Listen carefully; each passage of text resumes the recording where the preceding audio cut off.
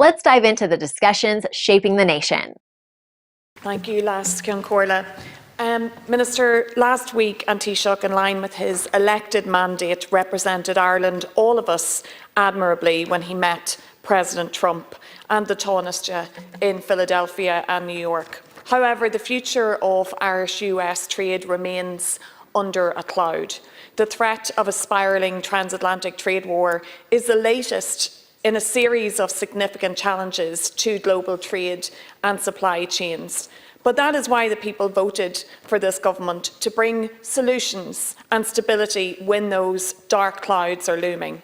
And I hope all parties in this House and none recognise the need to work together constructively, as they did through Brexit, the majority of time, to protect that economic stability, jobs and livelihoods. I know that the Taoiseach will do everything in his power to protect Ireland, the EU and the US from tariffs. And with that in mind today, I'd like to speak about maximising other opportunities for trade, as I know he has been doing just this week with the Indian Foreign Minister. I'd like to focus on opportunities closer to home. In response to a more uncertain international environment, many companies around the world have embarked on reshoring or friend-shoring, and that is bringing supply chains, their sources back to or nearer to home. The same can apply to exports. In a world where the prospect of future tariffs is threatening confidence, many companies are looking to opportunities to grow exports to more secure trading partners. Last year, the US was a massive destination for Irish exports, valued at $72 billion, which must be protected. But the EU and Great Britain was an even bigger market, valued at over $103 billion combined. So I think it's a good time to ask, are we doing enough to leverage the opportunity of tariff-free trade to the EU single market and to the UK under the terms of the TCA?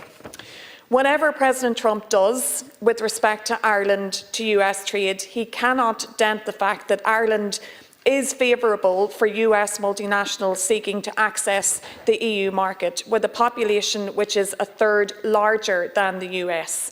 Exporting to our EU single market should also be a no-brainer for Irish Indigenous enterprise, particularly our SMEs. Already, according to CSO data, the 97% of all firms in Ireland exporting to the UK are SMEs. However, research by Rockwood and Amorock has found that 34% of Irish SMEs have identified the need to further reduce customs requirements for exports to Great Britain as one of their top 3 asks of government. So, Minister, now is a time to look more to the EU and the UK. Let's mandate out export promotion agencies to focus in on maximising Irish exports opportunities to the EU and the UK.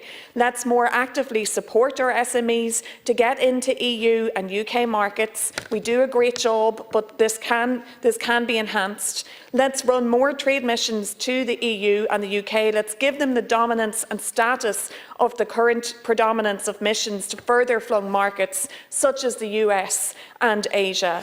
Let's make the most of our reset relationship with the UK and the new Prime Minister to try to tackle costs and delays and barriers impacting transit and customs, and to champion initiatives such as the EU-UK veterinary agreement.